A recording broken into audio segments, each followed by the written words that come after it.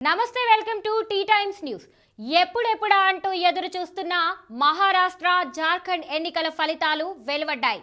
ఈ రెండు రాష్ట్రాల్లో నువ్వా నేనా అనే రీతిలో హోరాహోరీగా ఎన్నికలు జరిగాయి.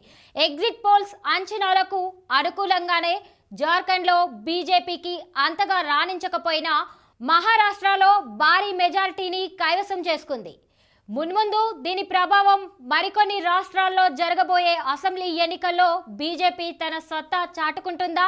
మహారాష్ట్రలో మహాయూత్కే ప్రజలు పట్టం కట్టారు.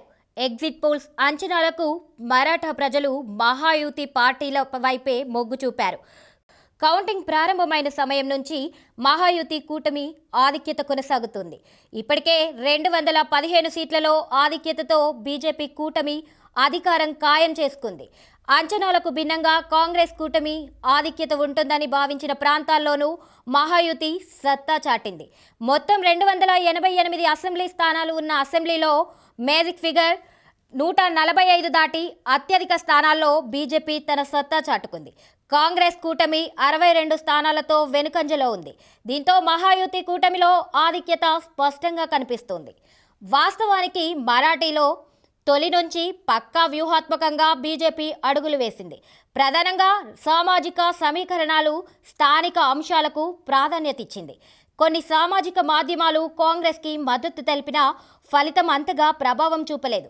మహావికాస్ గౌడీ పార్టీలు అనుకున్న స్థాయిలో పట్టున్న ప్రాంతాల్లోనూ వెనుకంజలో ఉండటం ఆసక్తికరంగా కనిపిస్తుంది.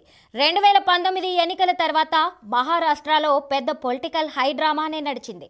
5 ఏళ్ల పాటు పాలన సాగిస్తోందనుకున్న మహావికాస్ అఘాడీ కూటమి మధ్యలోనే కుప్పకూలిపోయింది. ఏక్నాథ్ షిండే దెబ్బకు శివసేన రెండుగా చీలి బీజేపీ మద్దతుతో షిండే శివసేన అధికార పగ్గాలు చేపట్టింది. అప్పట్లో ఈ చీలిక మహారాష్ట్ర రాజకీయాల్లో ప్రకంపనలు సృష్టించింది.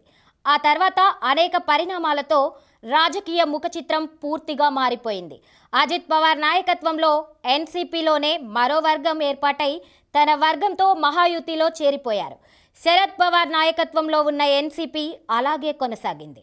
ఇలా గడిచిన 5 ఏళ్లలో మహారాష్ట్ర పాలిటిక్స్ లెక్కలేనని ట్విస్ట్లు, టర్నులతో కొనసాగింది.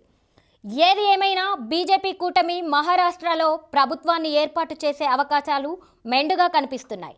ఇదే తరుణంలో ఎన్నో ఆశలు పెట్టుకొని రంగంలోకి దిగినటువంటి కాంగ్రెస్ వ్యూహాలన్నీ బెడిసికొట్టాయి.